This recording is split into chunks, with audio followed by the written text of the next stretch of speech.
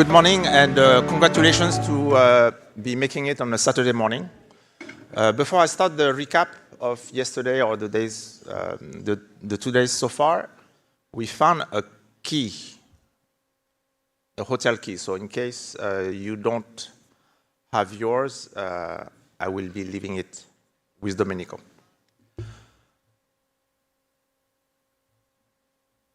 So the first day we had kind of two different themes. The first theme being on the politics, on opening the political space for relaxing constraints on refugees, whether it's access to labor markets, access to public services, or access to labor mobility. And we had the other side, which was now that we're moving to these self-reliance issues, what works, what doesn't work, how do we think about this? The day of yesterday was very focused on the latter.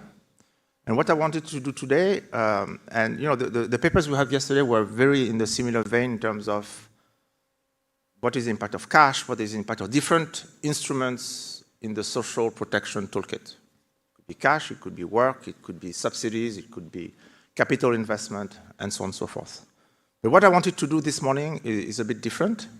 Is now asking that question, that fundamental question, now that we're moving to self-reliance, what does it ask us as researchers to do? So it's not just about measuring the impact of, because now we are moving to a world of lower fiscal space, tighter fiscal space. So the question we need to ask ourselves is not just whether giving money works, because we know that if you give money, in principle, the recipients are not worse off. So it's like a bit, you give money, they are eating more, that's pretty okay, but what is this marginal value of the dollar? Because we don't have millions and millions, we have a much lower amount of dollars, and we want to maximize the return of a dollar. And in the economics literature, we do have a toolkit to measure how $1 benefits from a social welfare standpoint. And being able to rank different instruments, to rank different policies, this is the type of information now that we need to switch to in order to bring that information to policymakers when they wind down public services, when they wind down operations, and leave it to households in order to be self-reliant. So that's question one, is really we need to move one step further, which is extremely difficult, but this is a little bit our next agenda in terms of bringing information to policymakers. The second thing is now self-reliance means what? Is now we have a transition towards being able to provide assistance to where we do not provide assistance anymore. So when we look at impact, it's important and easy for us econometricians to measure short-term impacts, but we need to ask ourselves the questions of when that aid ceases, what happens? It's much more difficult. It requires a long-term type of measurement of impacts, but this is the fundamental issue of self-reliance. Do we make households, do we make refugees self-reliant? And it's not in measuring it after 6 months that we can answer that question. So that question of measurement, what is self-reliance? Let me bring you back to Development Economics 101, and I hope that's not going to be too much of a nostalgia or too much of redundancy, but this is how we want to think about self-reliance, or at least how I want to think about self-reliance. So what is this graph? This graph is on the horizontal axis. If you think any point on the horizontal axis is my income today, right? And on the vertical axis is going to be my income tomorrow. And if you like the 45-degree line, which means that any person who ends up in the 45-degree line means that my income today is equal to my income tomorrow. It's a way to capture this idea of stability, or what we call steady state, which means someone who is at that point will always have the same level of income over and over again, right? So just bear with me. And so the key issue that we are trying to answer, and it was mentioned yesterday, it was mentioned the day before, is the curve that you see in the shape of an S. This is how income tomorrow is going to be as a function of income today, right? And it will cut the 45-degree lines in 3 points. So if you look at those points, you look at from P, and on the right of the point P, which means what? It means if I start with an income of B1, then over time, I'm going to converge towards B3. So all those people who are on the right of P, naturally through the process of income generation and income growth, are going to converge to the point B3 up there. In a sense, they are self-reliant. We don't need to worry about them.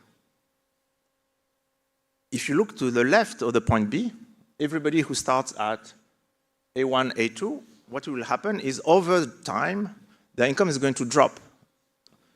The income they are going to make is going to be lower than the consumption they are going to have, and slowly over time, or over generations, they are going to converge to the point N. So this graph is basically capturing this intuition of there is a vicious circle, the poor don't have access to education and therefore remain poor, or the issue of virtuous circle. If you have enough income, then you can invest in education that increases your income, and so on and so forth. So these are the 2 points. And what is self-reliance? Self-reliance is how can we bring people above that point P. And that's the fundamental questions of development, and I think that is a fundamental question that we now owe the population in displacement to be able to answer so that that money that is shrinking is optimally reallocated. So this is our next agenda. Now, our next agenda of tomorrow is really, where is this point? Does it exist? And how much do we need to think about in order to bring people who left on their own will converge to the point N, move them above so that through market forces, through their own investment, can get out on a path towards self-reliance. So this is the fundamental theoretical concept of self-reliance. It's easier to say, in 5 minutes I've been able to convey that message because it's theory, but when you move to empirics, the challenges are huge. We need to measure long-term. We need to measure whether returns are convex, whether giving more money or the poor making better use of their money, or they making worse use of their money, and what are the policies that need to come with it. So this is our research agenda. If we want to be relevant in these times of shrinking budgets, we need to be able thinking of who are the ones who are below that point that we need to lift up because there will not be finance for everybody. So targeting and policy instrument. And the last point I wanted to make is we've heard yesterday, and I think that was a very welcome session in addition to the few papers we have before, is we need to realize that mobility itself is self-reliance. The reason that refugees move is a sign of resilience itself. So it's not a different instrument than cash transfers. It's part of the toolkits that all the people in displacement are going to use in order to adjust to the shock that they are facing. And when budgets are decreasing, we need to be able to expect that people are going to move. Camps are not necessarily going to be the default option where everything is going to be provided. So secondary movement is going to be part of the way we want to think of self-reliance. So we've discussed of mobility on the one hand, and then all the transfers, but at some point those two are the same, or the two coins of the same problem. Households need to find resources where they think they can find them, and they either vote with their feet, move where the resources are, or we need to bring the resource to them. And that is a big challenge that we need to face, making basically the world that we are facing tomorrow in terms of research is much more complex than before, and we need to step up to the challenge.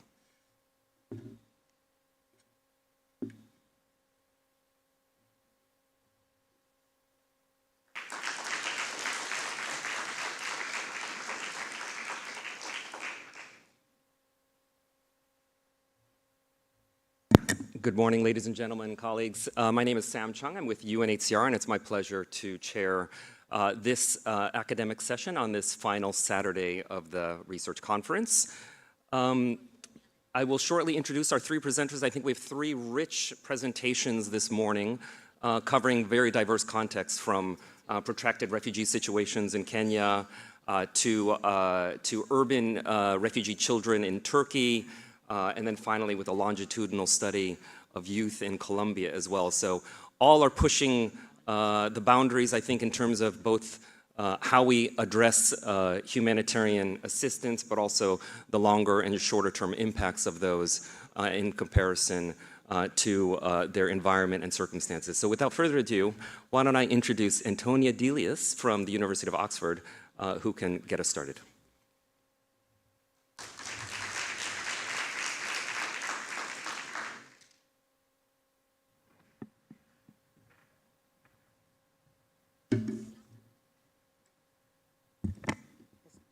I'm looking for the clicker for the slide.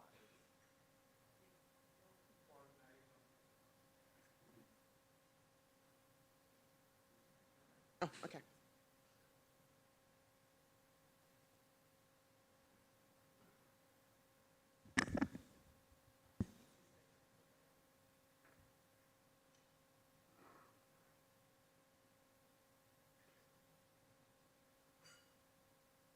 There, I see them being pulled up in the background. I'll just get started in the meantime. Oh, no, that's not the right. Well, okay. I'll talk about a project where we're interested in both the psychological and the economic well-being of refugees in a camp setting in Kenya. The project is joint work with a set of amazing co-authors from UNHCR, World Bank, and UC Berkeley. This has really been a big collaboration across several institutions. And still don't have the slides. I'll just take it away anyway. We already heard from several speakers before. Many refugees live in protracted situations, over 2/3 of the refugee population. And in many of these protracted situations, there's a lack of economic opportunities. People are very vulnerable to shocks, leading to extremely high levels of poverty and deprivation. Here we go. In addition to economic hardship, displaced groups have substantially higher incidence of mental health conditions than the general population. And we were interested in this aspect since we know from the literature that poor mental health can impact economic outcomes and vice versa, making it potentially critical to consider both dimensions in program design. We work in Kakuma refugee camp and Kalobey settlement in northern Kenya. We've heard about this site in a few prior presentations. It's a relatively remote but very large camp that has been around for a long time. And we use a randomized controlled trial to study the impact of two interventions. One is a 3-day training on mental health related content, and the other is a large unconditional cash transfer of about $500 US. And then we collect survey data to estimate impacts of these two interventions on both economic and psychological well-being. One thing to note, since we heard a bit about the aid cuts in Kakuma on the first day, we collected all of the data for the study in 2024, which was basically a time where aid was already at relatively low levels, but before the very big aid cuts that came in early 2025. So I'll show you some numbers on food insecurity and the like. Things have gotten much worse since.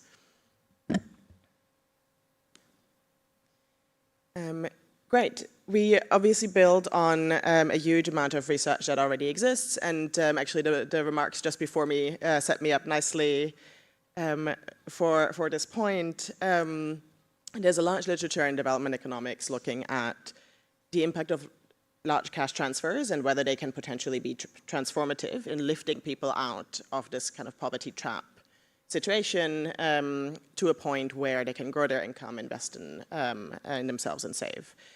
In some settings, these programs have been quite successful, and cash transfers have helped people to improve a whole range of outcomes and lift up also their economies, local economies beyond their own families. But there's relatively little work so far on these large transfers in humanitarian contexts. So that's what we're looking at. And I've already mentioned the other literature we are engaging with, which looks at how psychological interventions can improve economic outcomes and how economic interventions can improve mental well-being. Right, so just a few more details on the setting that we're working in. Kenya hosts many refugees, about 300,000 in the camp area that we are working in. Mostly in this particular site, refugees are from South Sudan and Somalia and a range of other countries. And as part of this collaboration between the researchers, UNHCR and the World Bank, we first ran a representative panel survey on a range of topics, and one thing that really stood out was that about half of the adults we interviewed met the criteria for at least mild symptoms of depression and anxiety. So clearly, it's a very widespread challenge that, that many people have to grapple with.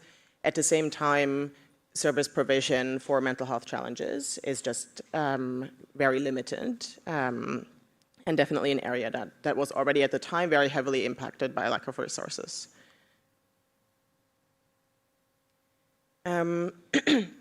The population we work with has been displaced relatively long, for 11 years on average, although the range in our sample is somewhere between 2 and 20 years in this campsite.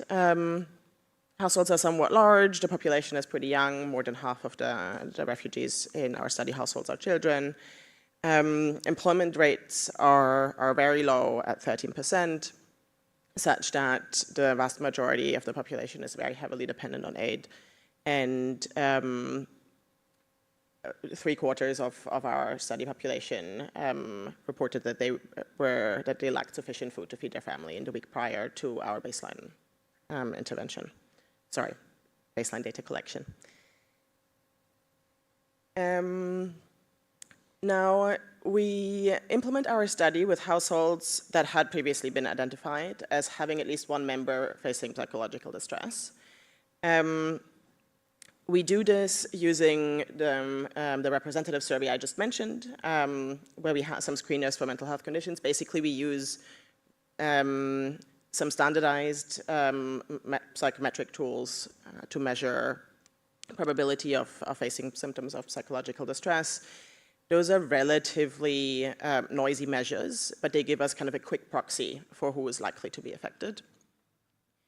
And in addition to our representative survey, we worked with UNHCR's mental health and psychological support group, who identified a whole set of people to include in the study as well. One thing to note here is that anyone we identified during the research as requiring more serious medical intervention and facing very severe psychological conditions was excluded from the study and offered a different type of service. Our program was not equipped to support them well. So in what comes next, I just focus on basically households who have members who face mild to medium levels of distress, which, as we've seen before, is a very common occurrence. And in the households, wherever possible, we interview two people. We interview the person who was identified as being in distress, as well as the household head or decision maker, caretaker person. The household head who is, or decision maker who's not the distressed person, is the person we invited to our training. And this training, so since we're not inviting distressed people themselves to our training, it really focused on supporting each other within the family. The topics that were covered were just some general ideas around what mental health conditions are, symptoms, risk factors, and what techniques can be used to support yourself as well as your family members. Many of these methods were really aimed at being very easy to use, and I think are potentially quite obvious to people who have engaged with the topic before, but it started from, leaving the house, talking to a friend when you're feeling down, to breathing exercises, and a few more substantial techniques that people could apply without any need for financial means and the like. That mental health component was for 2 days, and then we added a financial literacy component to the program. Part of the thinking was to make the training a little bit less affected by stigma. It seemed in our initial qualitative work that inviting people to a mental health training caused people to be a little bit skeptical whether this is for them, and this made it a bit easier to make it more generally about life skills. Right, so we have the training component. The second intervention we are testing is a large cash transfer, about $520 US. The transfers were made into newly opened accounts such that any dependencies that existed with existing bank accounts wouldn't sort of play into how this money is spent.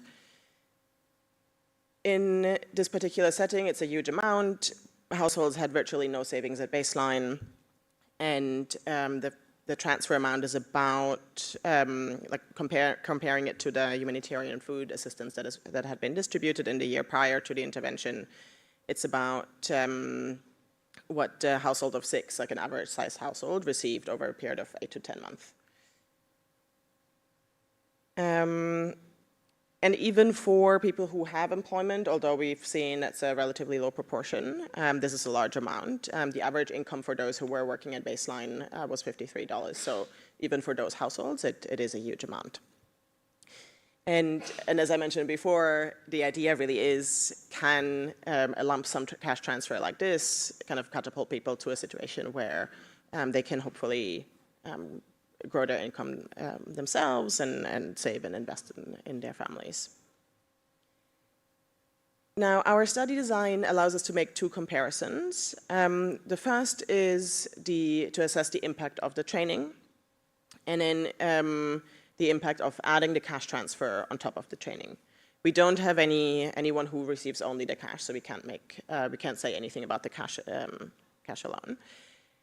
But yeah, so basically, I'll get to the results shortly. We have a set of results on what the impacts of the training are, and then what the impact of adding the cash transfer on top of the training. Treatment assignment was at the household level. We measured the results about 7 months after the training and about 4 months after the cash transfer.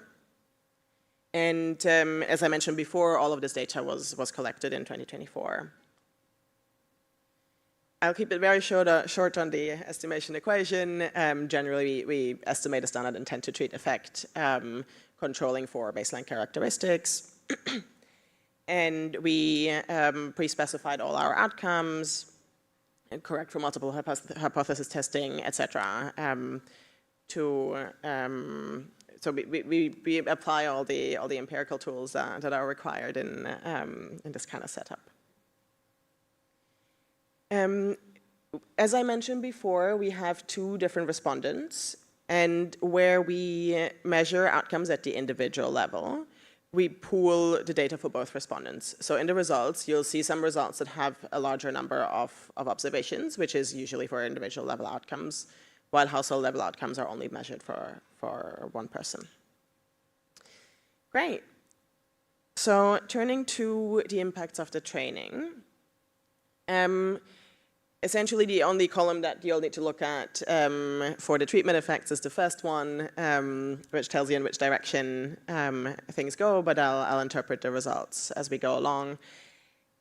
What we see is that the training was successful in reducing symptoms of common mental health conditions, in particular depression and anxiety, but we see similar patterns for a few other concepts that we measure, such as symptoms of PTSD. The results are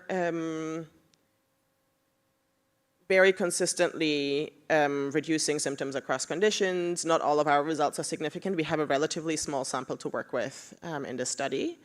But we do see that, for example, the share of people experiencing at least mild symptoms of depression reduces by 8 percentage points, which we found a quite substantial change.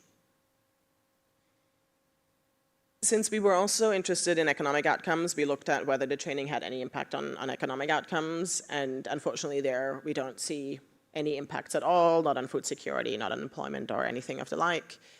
It's probably not too surprising in a context that has so few economic opportunities to see that sort of a short training is not potentially quite enough to impact economic outcomes as well. But we find it quite reassuring that even after 7 months, such a short light touch training was able to to significantly impact symptoms of mental health conditions. It's a relatively cheap training. Since it's built on peer support, it could potentially reach quite a few people beyond the ones included in the training. And 7 months is a relatively long time period for mental health interventions to measure, to still find results. Now, turning to the cash transfers. We were first curious how people use the cash. The transfers were made via a bank transfer in one lump sum. And in this first figure, we looked at how quickly do people actually withdraw the money. And we saw that within 1 month, about almost 80% of households had withdrawn everything that they had received, and that share increases to about 90% over the first 3 months. So one might think that opening new bank accounts and putting a lot of money in it, maybe it's a savings device in itself. In this case, that didn't work. We can't be quite sure whether there was some skepticism over whether the money would stay in those bank accounts, or people just really needed to spend it very quickly. So as a next step, we look at how do people actually spend the money. The first figure here shows the share of households spending at least some part of the transfer on a whole range of category of things. To mention here, we did a very extensive exercise with everyone who received the transfer, trying to track back how they spent the money. It was completely unrestricted, so they could do with it whatever they wanted, but we tried to kind of reconstruct what people had done with the money. So what we see in the first figure is basic needs related items are basically a priority for almost all of the households. 94% of households spend at least part of the transfer on food. There's quite a lot of spending on clothes, healthcare, etc. What we found quite striking is that half of the households use at least part of the transfer to repay debt. We know that indebtedness is very high in Kakuma and Colombia, and it seems like that may be, to some extent, a bit of an investment in their future, because it reduces future interest payments and dependencies on whoever gave them these loans. And still a relatively large proportion of households, although much smaller, does spend some of the money on larger investments, durable household assets, home improvements, and also some business investments. 60% of the households have some money remaining, although it's relatively small amounts. So the vast majority really spends the money very quickly. In the second graph, we see the average amount spent on different categories. And it's very similar to what I just said. About half of the transfer on average is spent on food, clothes, healthcare, etc. About a third on various types of investment, and about 16% of the money is remaining. We also ask about spending on tobacco, alcohol, and a whole range of other things that sometimes people are worried about when providing large amounts of cash. We find no evidence of that being a spending category at all. Not only do people report not spending on these categories, but we are also able to make the numbers add up exceptionally well on what the money is spent on, and there aren't really any unaccounted amounts that would have potentially gone into like undesirable spending. Right. Now, moving on to the treatment effects, I'll start out with something that's probably quite expected. A lot of people spend money on food. Food security increases. It improves from a very poor level, and it improves quite substantially. People eat more meals, and food security of adults and children increases.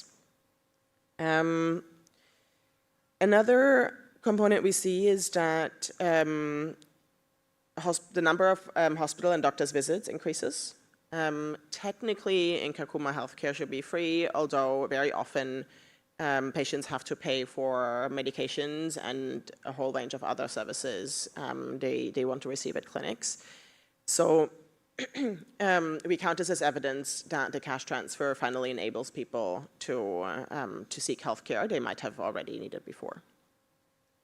We don't really see any impacts on education, although in Kakuma and Calombia, school enrollment rates among children are very high, so there was probably not that much of a margin to move.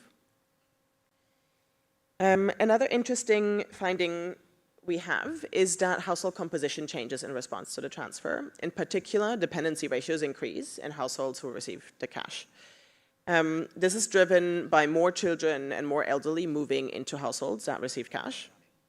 And it seems like a coping strategy that pops up in a few other studies we've looked at around cash transfers to migrant households, that this is a common coping strategy. Essentially, if your sister somewhere else in the camp receives a huge amount of cash, you may send your children to stay with her as long as there's more food in her household.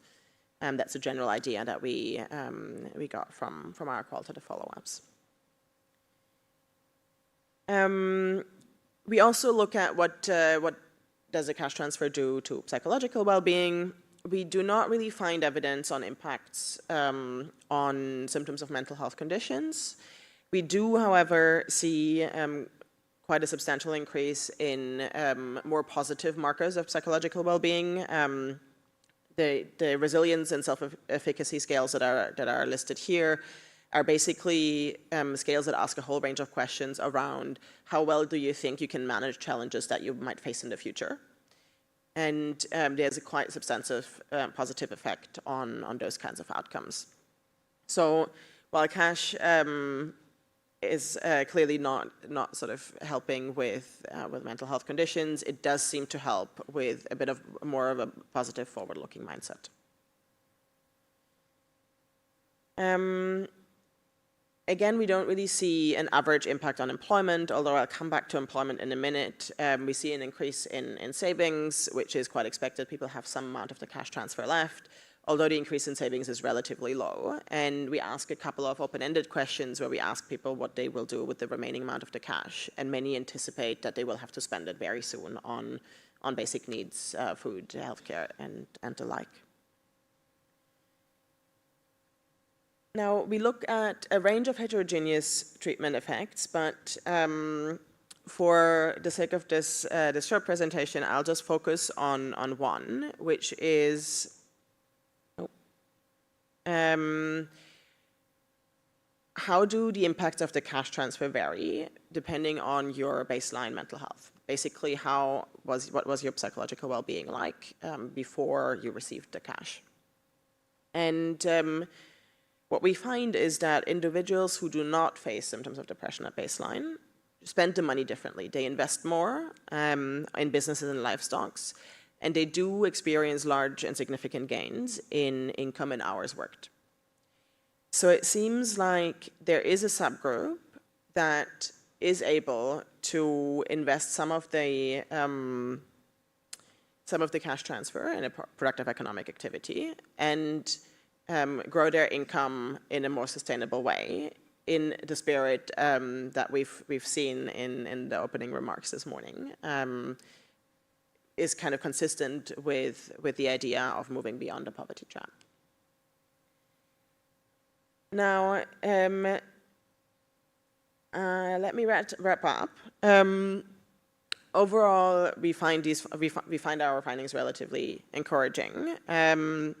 The mental health training, although very light touch, can change quite a bit, even after a long period of time, although it is not sufficient to change economic well-being indicators. That might simply be due to the very restricted setting that we are testing this in. If there are few economic opportunities available, even someone who is in a better place and more motivated or whatever the training changes will have a hard time to find work. The cash transfer improves outcomes related to basic needs, and but not so much on employment. And those who do better to begin with are able to convert the cash transfer more into income growth. So all in all, I think especially for the cash transfer results, we see that that for the most deprived, cash transfers are predominantly a way to relieve suffering. And converting the money into income growth and eventually self-reliance is just very hard for many. However, those who are a bit better off to begin with are more likely to be able to save and invest, and there might be that kind of path towards self-reliance. And as kind of an overall takeaway for us from this research, it seems that at least in camps where conditions are very harsh for many people, cash alone might just not be quite enough. Yeah, and with that, I wrap up my presentation. Happy to take your questions. Thank you. Thank you very much, Antonia. Indeed, encouraging findings, but I also find them challenging as well. I mean, encouraging in terms of the impact of even such a light touch psychosocial training, as you mentioned, but many questions and implications, I think, in terms of our assumptions on cash transfers and, as you note, the relationship to our mental health baselines. We have 5 minutes for questions, so as we get the microphones ready, I'd like to take a round of maybe perhaps 2 or 3 in this time. I see one at the front. I don't know if we have a microphone, or I will walk down and hand it to you. But any other hands? We have a hand in the front, and we'll start with you, and I will walk down to you and give you the microphone.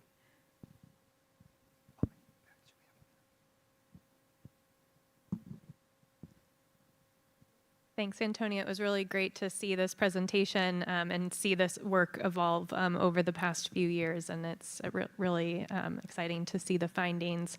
I was hoping you could tell us a little bit about what people who went through the training reported, or if you have data on what they were doing following the training to try to implement some of the suggestions or lessons in the household, so we can maybe think about some of the mechanisms or things that people found particularly helpful through the training. And then just a small question on whether you found any spending on migration plans. I feel like that's something that we often hear, that families will invest additional resources and sending someone somewhere else. So if you found any spending on household migration. That was also Nessa's question, so we're going to move on. Okay, sure. Great. Quick look for any other questions so she can perhaps take them. We have 2 in the front here, and we'll close with those 3. So I was wondering whether your results were showing some evidence of complementarity between the two, or actually the opposite, that maybe you need to target the mental health training before trying to, it's not really a choice, but is there some complementarity between the two? Great. And one more question from this table. Thank you so much. This might be more a clarification question. So basically everybody that received cash has been pre-treated with the mental health intervention. And so I find the conclusion that the cash might not help with the mental health a little bit too strong, because it could be that if they are untreated, the cash also helps with this initial mental health barrier. I'm mostly saying this because a lot of these descriptive psychology studies show that food insecurity is one of the core predictors of poor mental health conditions such as depression. And so I just wonder about the fact that they are kind of pre-treated, and whether you want to sort of tone down that conclusion. Thank you. Antonia, back to you to take these questions. Great. I'll start from the first question. What were people reporting following the training? We do have some qualitative evidence on that, and we asked some open questions to all training participants.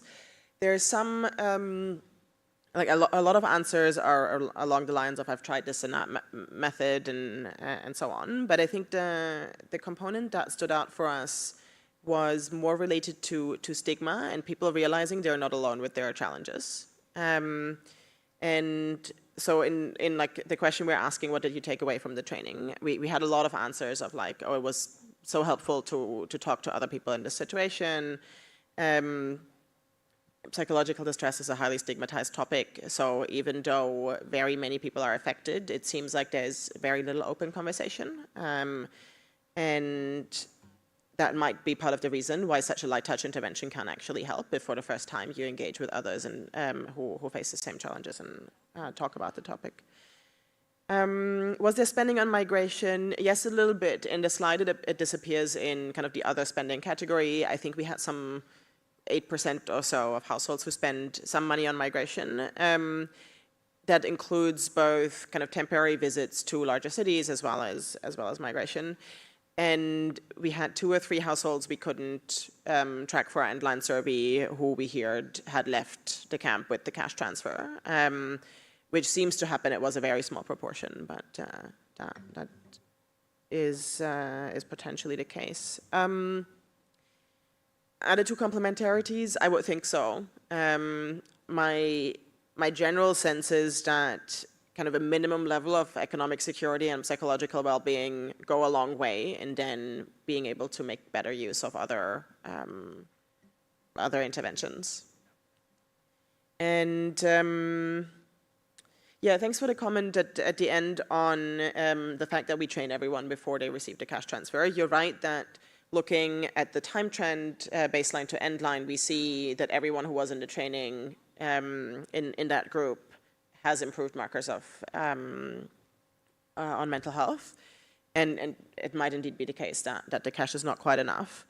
I think one point I omitted a little bit that I find interesting is that despite the training being effective in improving mental health symptoms or symptoms of mental health conditions, it doesn't seem to change things quite enough to help people then make use of the cash in the same way as someone who was well to begin with.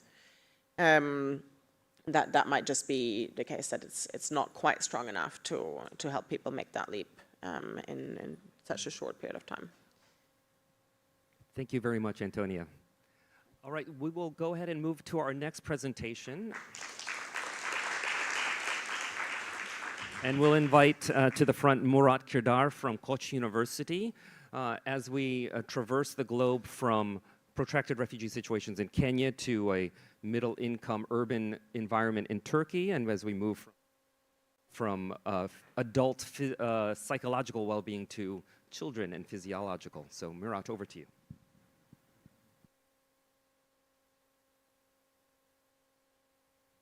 Okay, so firstly, thanks for the organizers for inviting me. This is joint work with Andrew Foster and Murat Demirci. In this paper, we also look at cash transfers, but different outcomes. We are looking at child growth and nutrition. And we have been talking about the number of refugees expanding, but another important feature is that a large fraction of refugees are children, 40% are children. And forced displacement might imply adverse consequences on their human capital accumulation, like via its impact on their schooling, or it may start at a very early age in terms of their nutrition and growth outcomes. And unconditional cash transfers have been used to combat this. Not just refugee context, obviously, but in many low and middle income countries for the native population. And the general findings is that these cash transfers, UCTs, have a positive impact on height for age, but mixed or null effects on weight for age and weight for height. And generally, another important finding is that these cash transfers need to be complemented with other policies like home visits or some other services. But an open question is obviously, do these findings for general populations generalize to refugees, especially in our context to refugees who are living in urban areas outside of camps? And there are important reasons for the effect to be different for refugees than the native population. Generally, native populations who receive these cash transfers have been living in poverty for all their lives. But it is different for refugees. Some refugees may be middle-income individuals who had decent lives in their countries before the movement, especially in this context, in the case of a civil war. And this forced displacement and refugee status afterwards may be a temporary thing for them, a new thing, living under more scarce resources. And these people may have information about good nutrition. They may have good nutrition earlier in their countries. And temporarily, they may just go for junk food, what we call energy-dense, nutrient-poor foods. But cash transfers may help them toward these kind of habits. Another thing is that refugees may be more likely to use these cash transfers for other purposes, like savings or for remittances, which is also different from the native populations. In this case, actually, we would expect cash transfers to work less well if they are using it for other purposes. So it's actually an empirical question whether it's which effect is going to dominate. If you look at the literature, there have been some studies, including mine, on the impact of cash transfers in the Turkish context or in the surrounding countries like Jordan and Lebanon have similar policies. But they have so far looked at different outcomes, like children's schooling and employment, and some other outcomes. There have been some studies from African settings, and they generally find improved nutrition, but these improved nutrition do not necessarily lead to improved anthropometrics. Okay, basically the key challenge is moving from improved nutrition to improved anthropometrics, improved growth. And what do we do in this study? We look at the impact of the Emergency Social Safety Net program in Turkey. This is targeting Syrians. Actually, other refugees could get it as well, but the primary target is Syrian refugees. And as you know, Turkey used to host the largest refugee population, especially in the years that we were looking at almost 4 million refugees. And this cash transfer program started in 2016. And it has reached 1.8 million refugees by the time of our study. And we're using the 2018 Turkish DHS for our study. The neat thing about this data set is that it has child-level anthropometrics and child-level nutrition outcomes. And for identification, we use a fuzzy RDD using a dependency ratio cutoff for eligibility. And what we find is that, which is in accordance with the literature, we find a significant improvement in height for age.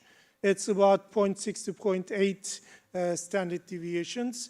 And we find a reduction in weight for height. And more importantly, we find reductions in both underweight and overweight status.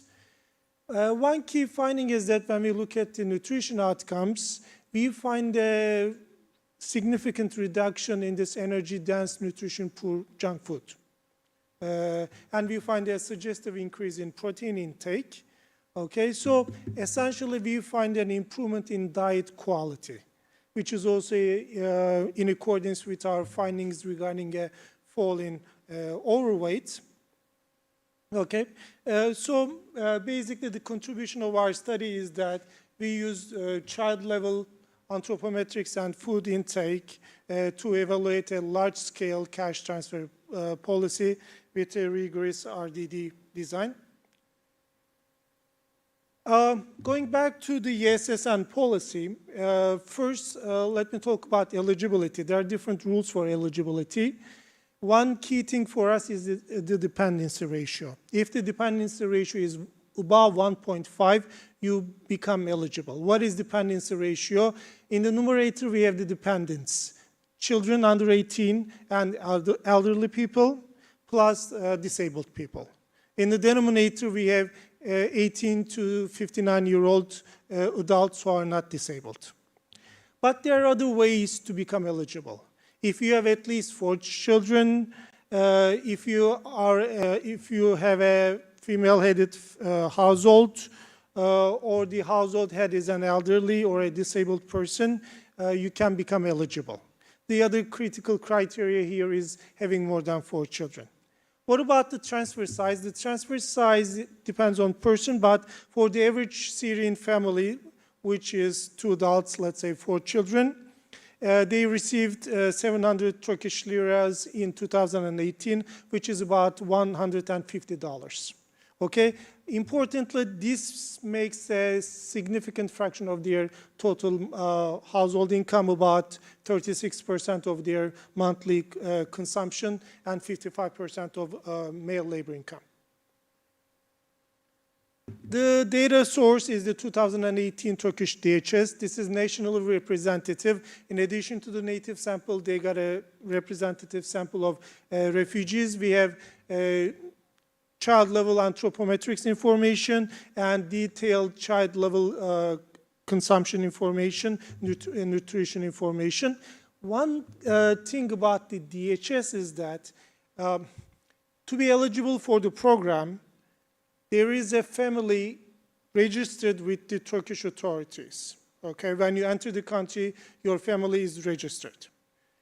And the way a household is in the DHS may not be the same as this. Okay, for instance, for the definition of the state family to be eligible for this does not include married children. Okay, if in the household you have a son who is married, okay, that married couple as the child would not enter into this family level calculation. Okay, so we take the DHS households, okay, apply the rules of the government to be eligible, and create the smaller families within the DHS.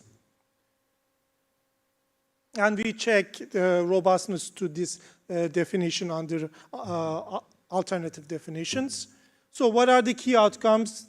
The 3 anthropometrics that I told you, as well as their extreme outcomes. Okay, like stunting, being overweight, or being underweight. Okay, and for nutrition, we have detailed nutrition information that we group into 5 categories, like proteins, carbs, veggies, and junk food. Here, unfortunately, we only have the number of different items. Okay, we don't have total calories or total consumption. We just know the number of items. Okay, so as I told you, dependency ratio is critical for us, and we look at our results using 2 samples. Sample A is the full sample. In sample B, I told you that ESSN has different eligibility criteria. Okay, in sample B, we drop individuals, we drop households who become eligible via other criteria than the dependency ratio. So for instance, we drop households with 4 or more children, okay, in sample B. So these are you see the sample sizes of both. In terms of descriptive statistics, an important thing is that the mean height for age is quite low, okay? They start from a low level in height for age, but not is the case for weight for age. And we find that there's a notable incidence of being overweight, and actually stunting and overweight coexist in the data. And another important thing is there's high prevalence of junk food consumption. The identification strategy is an RDD. I told you about the dependency ratio cutoff at 1.5. We compare households just below the 1.5 with households above the 1.5. Okay, we use a parametric modeling suggested by Lee and Card paper. We narrow the bandwidth to the 0-3 interval, and we cluster the standard errors at the dependency ratio level. One concern that you may have is that, let me first show you maybe this. I mean, our data structure is very discrete because of the dependency ratio definition. Okay, for instance, this is panel A and panel B. We have discrete outcome. We have discrete values of dependency ratio. Okay, it's not a continuous type running variable. Okay, so in this case, we really need to make strong parametric assumptions for identification in the main case.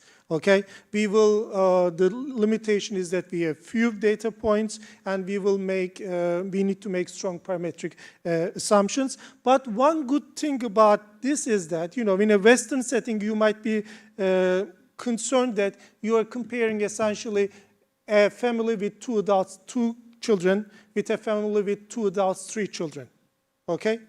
But that is not the case in this setting because Syrian families are very crowded, okay? There are many adults, there are many children, okay? So essentially, this shows the structure of the families, and we're not just comparing 2 adult, 2 children with 2 adult, 3 children, but a variation of families, family structures. Okay, so this is the first stage. We're just binning the dependency ratios into equal intervals, and you can see that with sample B, the first stage is stronger as expected because we throw away families who are eligible via other criteria. Okay, so as I told you that we have a strong first stage, especially with sample B, and the key assumption about the RDD is that the outcome variable is smooth around the cutoff. Okay, there are standard tests in the literature to do this. You look at covariate balance. You look at that there are no jumps away from the cutoff. We conduct all of these tests, and we pass these tests. So going into the results, these are the RDD graphs. If you look at C, weight for height, the drop in weight for height and in I, in overweight status is pretty visible even from the RDD graphs. This is with sample B, similar patterns.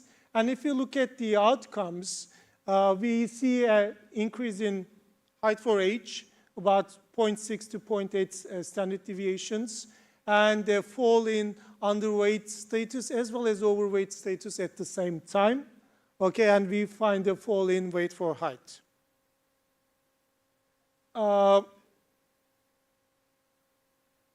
This is for food consumption. The critical graph here is graph C. You see the drop in junk food, suggested drop in the junk food. This is with sample B. And if you look at the regression outcomes, again, we see that the policy decreases junk food, the number of junk food items by 1.6, about 1.6. There's a positive impact on protein with sample B, but this is going to be on and off with different robustness checks. So we say that the effect on protein consumption is only suggestive. Okay, so what is the mechanism, especially in terms of this? We find this growth in height for age, and like we find linear growth. But in terms of food consumption, we only find a suggestive growth in suggestive increase in protein, but a big fall in junk food. Okay, one thing is that we count the number of items. Okay. The number of items in junk food decreases, okay? So this means that they are probably switching toward other goods. Even though the number of protein items may not be increasing, the total amount of protein consumption could be increasing. The another thing is that even junk food could have an impact on linear growth. In the medical literature, there are these findings regarding inflammation due to junk food, and lowering some, basically some methods to digest proteins, okay? There's this evidence that junk food could also impair linear growth, and the reduction in junk food could improve linear growth because of this. Also, we find large effects. Okay, how do we reconcile this with the literature? First, we start, especially for height, we start from a low baseline. There is room for improvement. The second thing is that the level of transfer is quite substantial. As I told you, almost 40% of their consumption. And the thing is, this is also a long-term policy. It's not just you're taking it for a number of months. Some people might be, at the time of the survey, some people might have been taking this for almost 2 years, okay? And the setting is a relatively favorable setting because they live in an urban area, and this is Turkey is a upper middle income country with relatively good institutions, and these people are eligible for public health care. So there is, the setting is also favorable. Also, we do a number of robustness checks. Because we need to make strong parametric assumptions, these robustness are quite important. We use different bandwidths around the cutoff, and the results are quite robust to bandwidths, okay, for both nutrition outcomes and anthropometric outcomes. The other thing is specifications, okay? Not just bandwidth, but the polynomial or the running variable specifications are very important. One interesting thing here is number 3 and number 4. Here the dependency ratio is, running variable is interesting in that it's a ratio.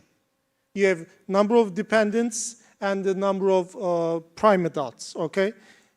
One thing we do is we put separate polynomials in the numerator and the denominator, okay? So we divide the running variable into 2. Okay, it's like we use a running variable for dependents and a running variable for prime adults. Okay, control them separately, and the results are robust for that.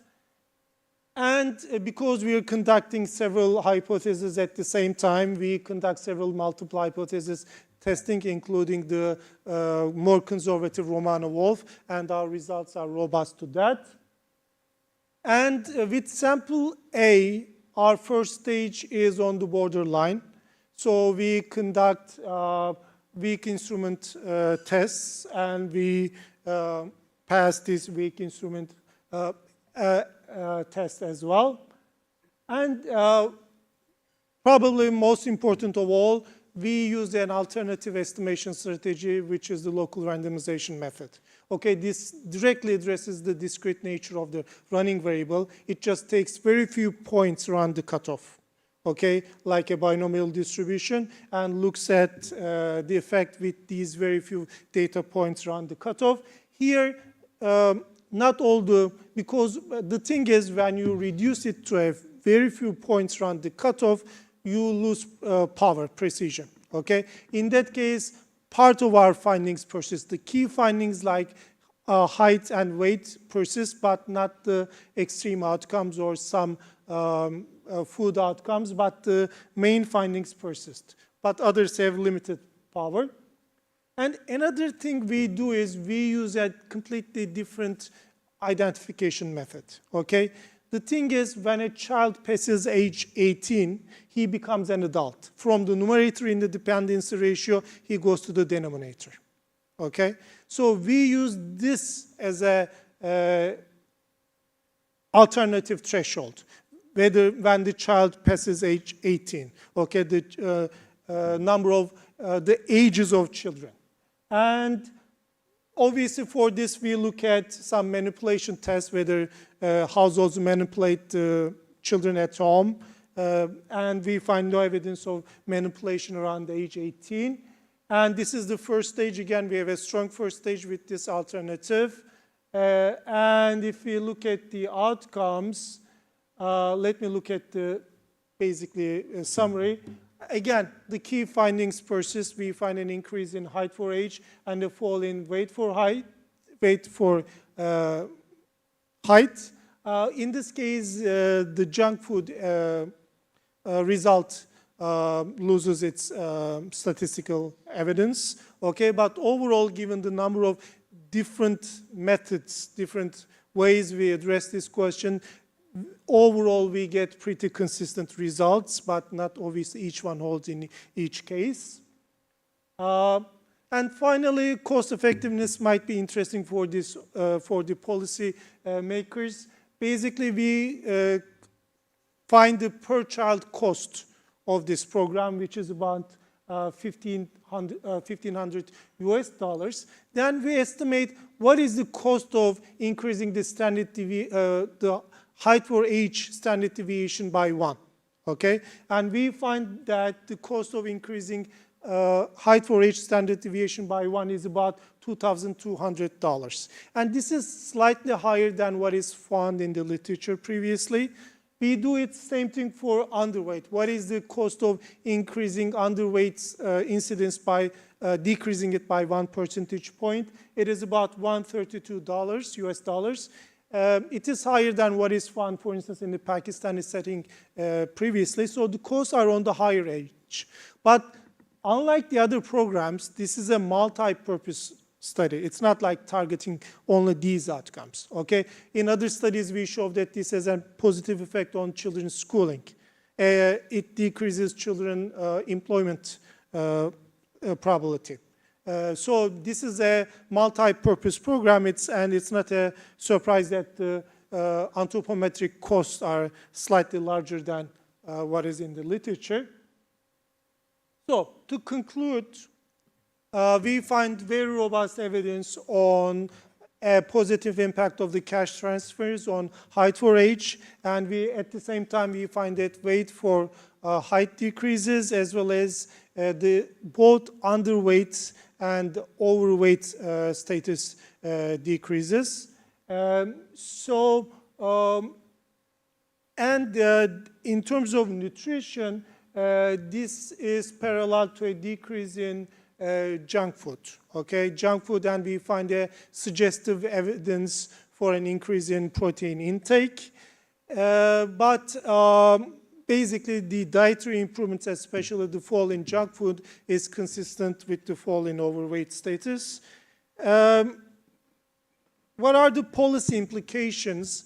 Actually, in this context, we show that unlike some of the previous studies, cash transfers alone, without alternative, without supporting policies, can be successful, not only in increasing nutrition, in improving nutrition outcomes, but also in improving anthropometrics. I told you that some previous studies find an increase in nutrition, improvement in nutrition, but not in anthropometrics.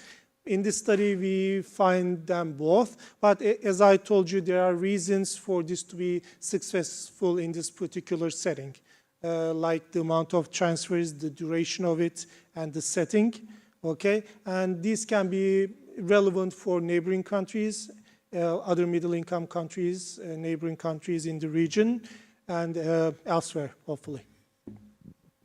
Thank you very much, Murat. While we get the microphones ready, I can ask for a few hands to volunteer. We have one at the front. I'm going to give just a moment here to see if there's any other hands. We have another one over here. Hopefully some insightful, 3 questions here. Hopefully some insightful questions for you. And the microphone is on its way. I would love to hear some questions about the sizability and sustainability of these programs. I think it's very interesting there, those questions, but I sneaked that one in. Over to you. Great, thank you. This was really interesting work. I've read the education paper and really enjoyed that as well that you put out. I have 2 questions. The first is if you could tell us a little bit more about the timing of the ESSN implementation and the extent to which people know what the eligibility criteria are. I think depending on what the timing of that is, I might have a worry about the assumption necessary for an RDD that you can't manipulate which side of the cutoff point you fall under. So if families are aware that dependency ratio or any of the other factors might be relevant, I think at the registration process, that would be something I think we'd want to know a little bit more about. My second question is if you could talk a little bit more about what you categorize as junk food and how we should think about that, because on one hand, if we think about junk food as not that your only sort of option when you don't have sufficient resources, then we might expect to see this increase in protein consumption and other things with the bump. On the other hand, if we think about junk food as things like dessert and candy and treats, we would expect that to be more of a luxury good. So with an income, positive shock, then we would actually expect more consumption of junk food in certain situations, depending on what the definition of that is. So if you could help us think about the context, and depending on that, I also wonder how much of that might then be, if families are choosing to send children with the most capable family member, so then you have a higher dependency ratio, and you might also have the person who is most knowledgeable about nutrition and things like that, just knowing what migration and household composition looks like in a displacement setting. Can I just respond, because not to forget? Please, go ahead. Yeah. Regarding the first question about potential manipulation, most of these migrants entered before 2016. So, they were registered, their family types were registered with the state at that time. And the state does checks with the fertility. You know, there's a Mernist state registration system with the family structure. Essentially, it's almost impossible to game the rules in the Turkish case. Regarding junk food things, it's like, as you said, sweets, sugary drinks, but these are generally inexpensive items in Turkey. They are not really, I wouldn't say that they are luxury goods. So, you know, I wouldn't expect their consumption to increase with income.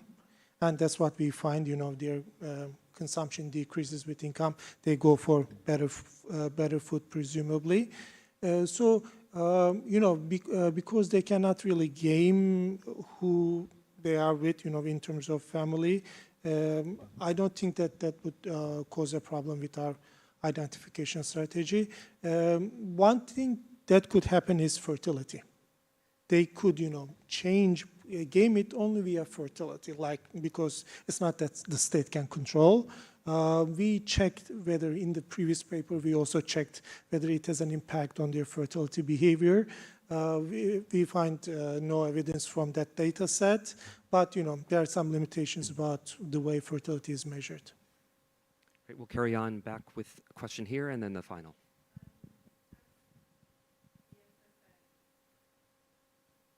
As ESSN was implemented by WFP, I was just wondering if you could say something about if kind of educational messaging on nutrition could also, as well as the cash transfer, have also had an impact on the nutritional outcomes. Educational? Messaging that came with the cash transfers on kind of positive spending around nutrition and how to improve the nutrition on in the family. I'm not sure if there are any educational interventions that come with it. So as far as I know, it's just a cash transfer. So there are different there could be different educational programs, but there is no specific educational intervention that comes with the cash transfer. I meant like information with the cash transfer, information on how to improve the nutrition of a family, but then maybe it didn't come with it. As far as I know, there's no such information about improving nutrition. And as I said, you know, some of these refugee families may be quite knowledgeable about good nutrition. They were not necessarily low socioeconomic people before coming into Turkey. And Syria, even before the war, wasn't such a poor country. So these people could be quite knowledgeable about what good nutrition is. Thank you. And the final question. Thank you, Murat. Thank you. I was just wondering, it does not change anything for the identification, but whether you would find different effect for children age 1, 2, 3 at the time of the DHS survey? Because in a sense, the channel might be a bit different. So if you find some effect at age 1, mostly breastfed. I remember we tried that, but we didn't find much of an heterogeneity in children's age. I remember trying that, but we didn't find a notable heterogeneity. That's why I guess we didn't go for it.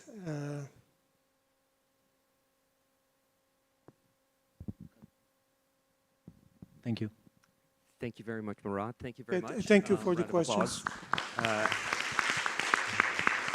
And we'll now introduce our final speaker, Sandra Rozo from the World Bank, as we move to Colombia and the context, as well as a longitudinal study, broadening out from physiological and nutritional effects to the wider dimensions of development. Sandra, over to you. Thank you. Murat, do you have the clicker? This one? Oh, got it. Thank you.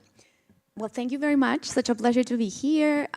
So for those of you that I haven't met before, my name is Sandra Rozo, and I work at the Research Department of the World Bank. It's such an incredible pleasure to be again in this conference. Thank you so much for the support. I feel like I've been at all of your conference now. It improves every year. Thank you so much. To you all, the applause is to you. So this is joint work with Tatiana Hiller. So she is in the job market, an incredible professional and human being, so keep an eye for her. And with my long collaborator and friend, Andres Moya, he will be presenting the keynote later, showing his beautiful work in Colombia. So in a nutshell, what we would like to do in this paper is understand what is the association of displacement and children development. So as Murat was mentioning earlier, so I would probably like to say that idea again so that it's very, very clear in your minds. Turns out that children are a disproportionate share of the displaced population. So here in this graph, what you're seeing is essentially let's say the disaggregation of adults and children. So the light blue color is representing children. So essentially what we see, if this is for refugees, is that if you compare refugees with migrants, voluntary movements, and with the world population, turns out that for refugees, children are a disproportionate share of this population. So we really need to understand what is the association that displacement could have for this population. So why would we focus on children? Why would be interested for us or as development economists, as policymakers? So displacement happens in a time that is crucial for the development and the accumulation of human capital, and the stressors that these children face can really impair their cognitive, physical, and socio-emotional development.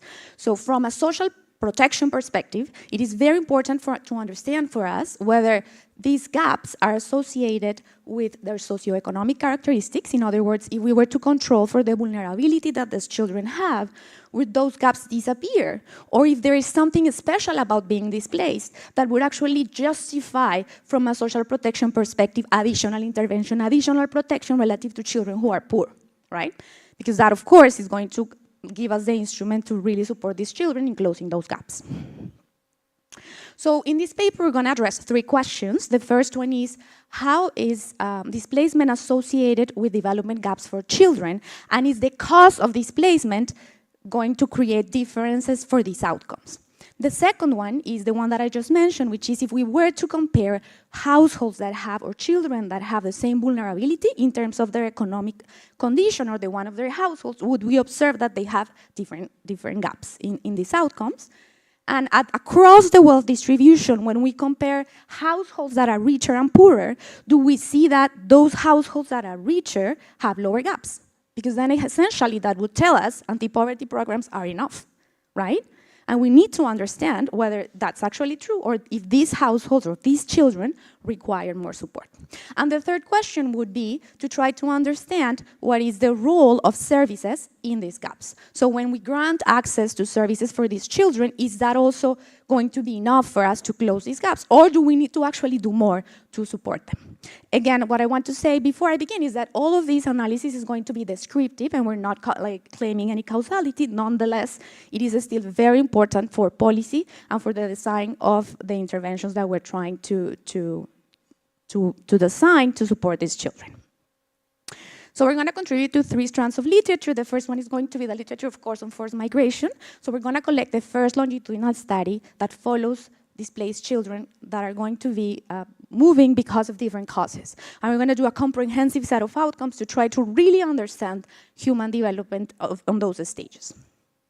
We're also going to bring the intergenerational mobility literature to forced displacement, trying to understand, as I said, what happens for those children who are going to be in households that have different wealth or different initial conditions, and if these gaps that we observe are the same for households in children that have different economic conditions. So those that are poorer or richer, do we see that they have the same gaps? Again, this is coming from a literature that was developed by Chetty et al., by Leah Bostan, by Rana Bramitsky. And essentially what they show there is that for economic migrants, when you control for economic conditions, there's no difference between migrants and non-migrants. Is that true here as well? Because that suggests that we don't need to intervene, that they will find their way, but we don't really know if it is true here. And the last one, of course, is the literature on displacement and mental health, where Andres has been working very extensively in the last years, and we would like to understand, again, if there are different consequences of displacement caused by conflict or by material deprivation on children development in the socio-emotional outcomes. So the context, surprise, surprise, is Colombia. So I've been working extensively with my co-authors in this country, and so Colombia is an exceptional lab to understand displacement. So it is, as you have heard in these conferences, the main host of Venezuelan refugees. So we don't call them specifically refugees, we call them forcibly displaced populations, but bear with me, I'm gonna call them refugees in this presentation. So there are 2.8 million people hosted in Colombia. This represents approximately 5.8 of the population of the country. And importantly for this presentation, they are mostly displaced by acute deprivation, meaning they are moving because they don't have access to food, they don't have access to services. 98% of the population in Venezuela before the crisis was below the poverty line. Colombia also hosts the largest population of IDPs in the world, internally displaced individuals.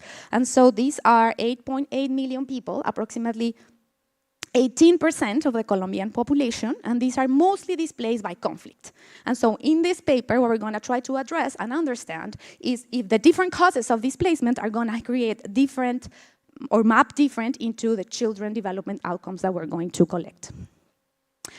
Exceptionally, Colombia has a truly inclusive program and policy framework, one of the most exemplary in the world for both populations. So for refugees, there are very generous regularization programs allowing free mobility. There's no refugee camps, access to social service and programs, and labor market free permits. And for IDPs, there is also a comprehensive program. So IDPs are Colombian, they don't need additional access to services. However, there is a very intensive and comprehensive program for reparations for IDPs in Colombia, in which they receive cash and they also receive land restitution in trying to give some form of compensation for the trauma that they have actually experienced. So the question really becomes, in this generous environment, do we still see gaps, right? Because if we do, then there is really a role for policy and for us to think together on how to support these children. All right, so we're going to collect original data for this study. This is called the Ben-Reps Kids study. It's a longitudinal study of children, representative of children between 5 to 10 years old, 1,500 children that follow these three populations: non-displaced vulnerable Colombian children, refugees, and IDPs. And our sampling frame is not as simple because Venezuelans are embedded in the community. So they are not as easy to find. So for IDPs and Colombian nationals, we basically use a census, so we can use something called block stratify, like what we typically use everywhere where we have censuses. But for the Venezuelans, it's more challenging. So what we do is essentially we collect a bag, if you will, of all the possible sources that we could come across that know where refugees are located, Venezuelan refugees, and then we do a random selection that is representative of that listing to actually come up with our data. So the study is going to take place in Medellin, which is here in the map, and it's in the northeast of Colombia. And it's a very important city. It's the second largest city in Colombia, and it has a very important share of both IDPs and refugees. So it is a really important setting to study this question. We originally thought about doing it in the whole country, but of course it was very expensive, and so we had to really focus. Collecting data for children is expensive, and it's actually challenging. So we actually had to reduce the scope, the geographic scope of the study. So here is the distribution of the survey. So this is Medellin, and the blue dots are showing you the Venezuelan households, and the green ones are showing you the Colombian households. So here's the study timeline. So we have the spike in immigration from Venezuela between 2006 and 2019, and then our baseline survey takes place in 2022, and our follow-up survey takes place in 2023. So we did a comprehensive, so doing surveys for children is not easy, so you really have to go beyond training enumerators to really work with psychologists and social workers. And so we had to train them, and this was an incredible opportunity to create local capacity to really train these enumerators in how to collect data for children.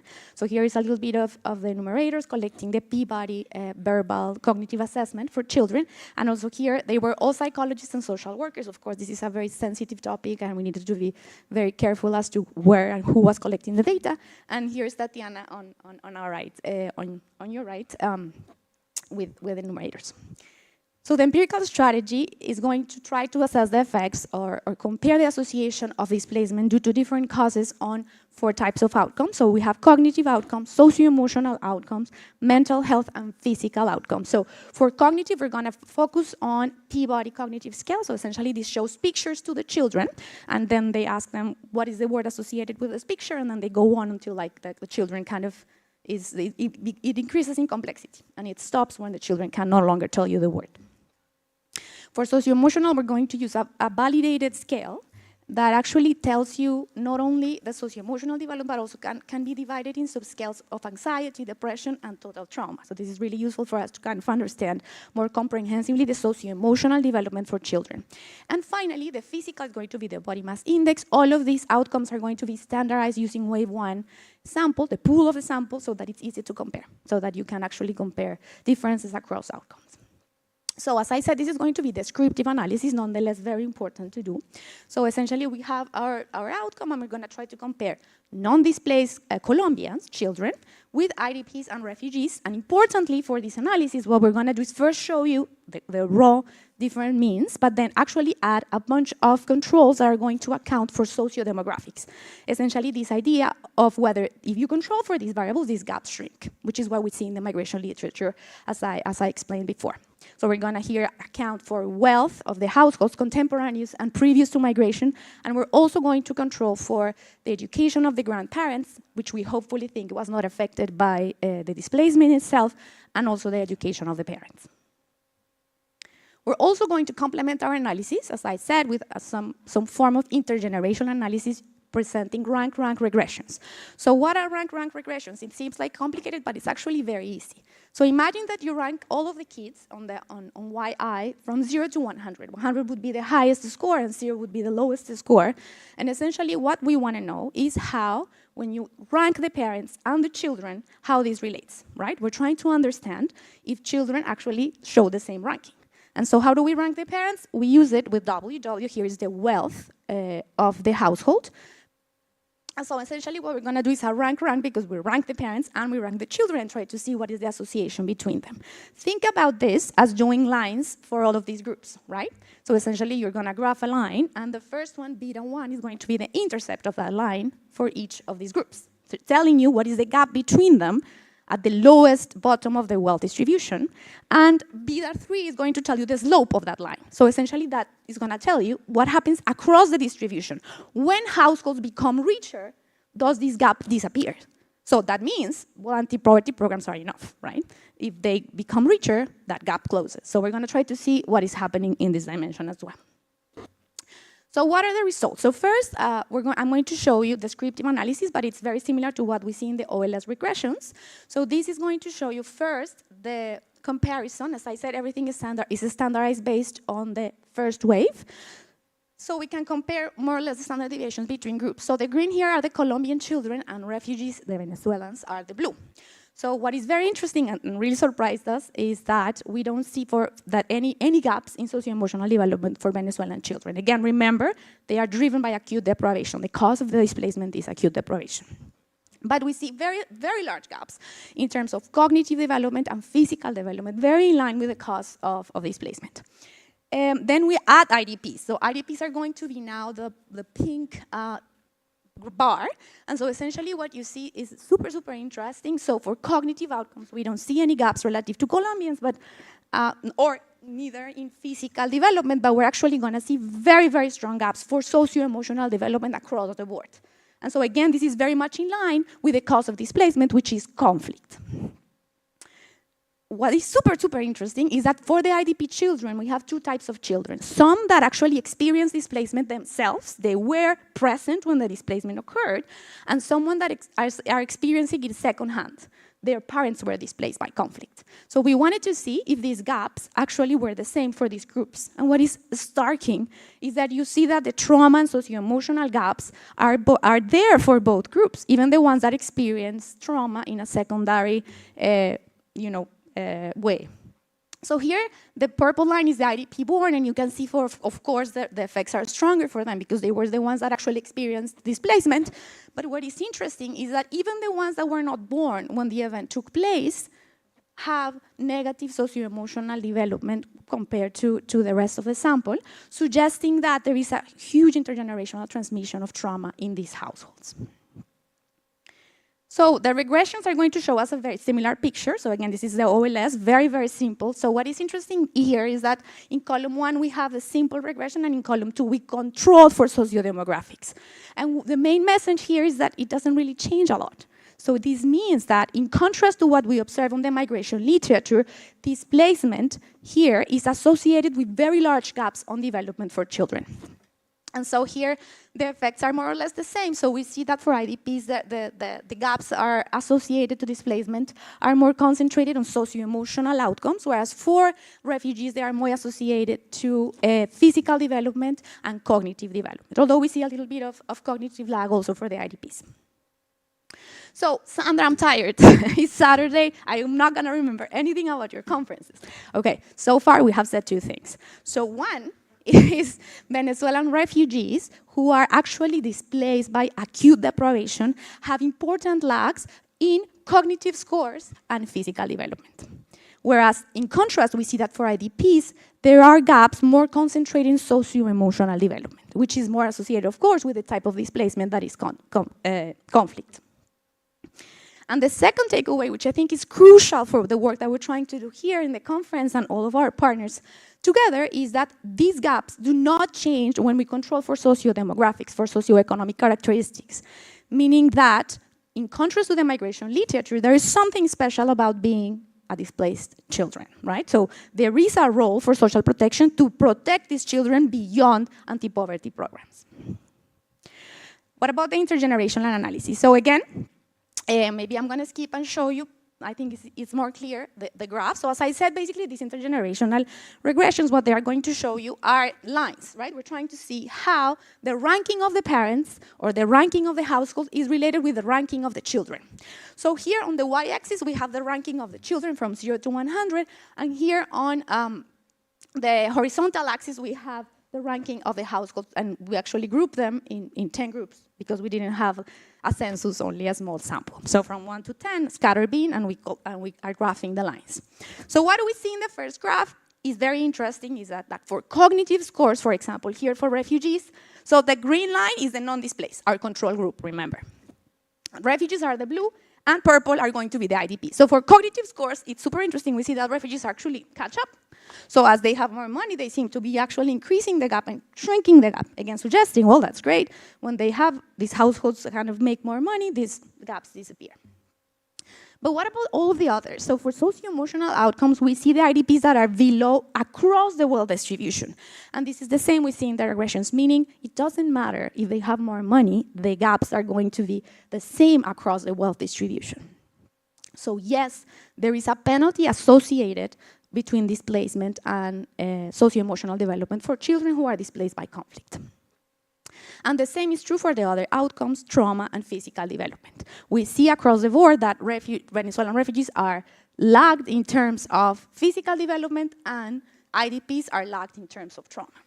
Again, this is not changing with more money in these households, and it is constant across, as you can see, the distribution of these outcomes.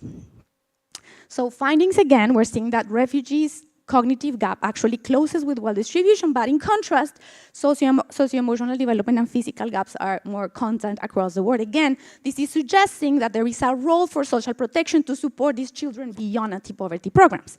Anti-poverty programs are not going to be enough to help these children close these gaps. So what about service role? So again, this is not causal. We're just showing descriptive statistics. But essentially what we do here is try to see, okay, what happens for the refugees that have access to services versus those that don't, right? Because it is likely that this is enough to close some of these gaps. And we're going to show, throw there all the controls that I mentioned earlier. So we're comparing non-displaced children to IDPs and to refugees that have access to services or not have access to service. For IDPs, they all have access to services because they are Colombian. And so super interestingly, again, what we're observing, so here the blue lines are going to be the Venezuelan refugees that have a regular status and don't have a regular status. So the lighter one is the irregulars that have no service access. So again, the gaps are larger for this group across the board. And now we start to see socio-emotional gaps for these children. So yes, there is a role for service access. Of course, there is selection in these descriptive stats because the people that have access are different to the ones that don't. But still, it's interesting to see that service access itself is not enough to, it is, yes, closing the gaps, but it's not enough to make them zero.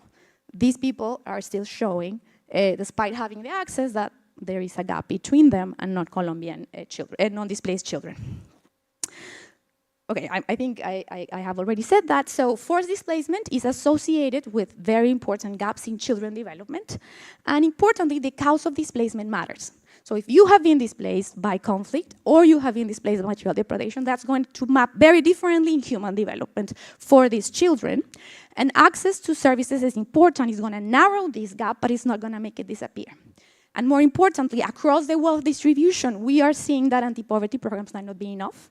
We need to actually support these children from a social protection perspective. The single most important conclusion of this study is that these children might need support beyond cash transfers, right?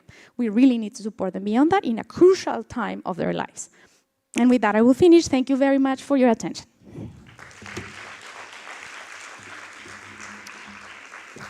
Thank you very much, Sandra, for an insightful presentation. And for colleagues who know me, I'm among the first calling for more of an evidence base that brings together IDPs as well as refugees in the same context. So that was very welcome from my end. We have time for just a few questions. Once again, if I can look around and call on our volunteers to bring the microphones to those who raise their hands.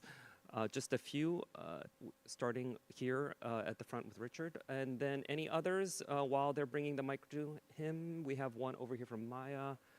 And maybe one more. Anybody else? Okay, and a third. Go ahead. Great, thank you very much. Super interesting work, and really love the data collection component of it. One of the things I was thinking about is there sort of what's the right counterfactual for comparing these IDBs and the refugees too? And I was wondering if sort of what data exists in the Venezuelan context. Obviously, it's not going to be the same data that you collected, but maybe there's other stuff that you could think about. What kind of comparisons could you make with the Venezuelans who got out and became refugees in Colombia versus the Venezuelans who weren't able to get out? And then likewise with the IDPs, is there a counterfactual, like they moved and they're moving across Colombia, and you're comparing them to people in Medellin, and maybe it's like comparing it to people where they came from, and there's a million data sets in Colombia, so there's some data out there, and it might be interesting on this descriptive dimension to just kind of think about some of that. Thank you. Before Sandra, can we take Maya's question and then the last, and we'll... Yeah, sure. Thank you very much. Thank you, Sandra. It's such a pleasure. It's always a pleasure. My question is a little bit cryptic and potentially super provocative because it's political. It's curious to see that finding on socio-emotional gaps on the IDPs. And I wonder whether that is also an adverse impact of the policy of the government of Colombia of looking at IDPs as victims and as a vulnerable population and keeping them in that category for an extremely extended period of time. So that the transgenerational element is not just coming from the community itself, but it's actually an impact of a government policy as well. Thank you. Thank you. And one more over here. Maybe a fourth. We have time for a fourth from Francesca in the back. Yes, go ahead.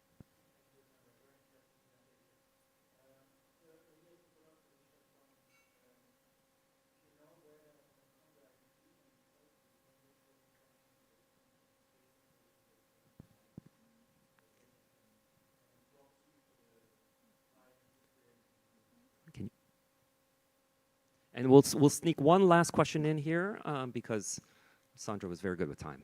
Thank you so much, Sandra. Absolutely fascinating and really exciting. Two questions also a little bit along the lines of political. Curious to know if you were able to evaluate in the cohort of IDPs, which IDPs accessed the Wariv and got any kind of reparations or not. And then on the side of refugees, given that there have been so many different pathways to regularization, some more temporal, some more temporary than others, if you just looked at who, or were able to look within that cohort, who accessed PPT versus who actually applied for asylum and got refugee status and whatnot, to see if there's any differential there. Thank you. Thank you. Sandra, over to you. Thank you. So I'm going to be super brief. I think all of these are wonderful ideas for us to work together. I think I don't have anything to say other than we'll try them. Some of them we have tried, some of them we haven't tried. And so all of them incredible ideas to improve the work. Thank you very much. We'll take them into consideration. I think the one that is super difficult, Maya, is your point on stigma. Something for us to kind of reflect on and try to come with clever ideas to think about it. But a very valid point. Thank you very much to all of you for the attention and for the very good ideas. One big round of applause for all presenters. Great. I'm looking at Domenico. I don't know if there's any other announcements. Otherwise, I think we're free to go to coffee. Is that correct? All right. We'll see you at coffee.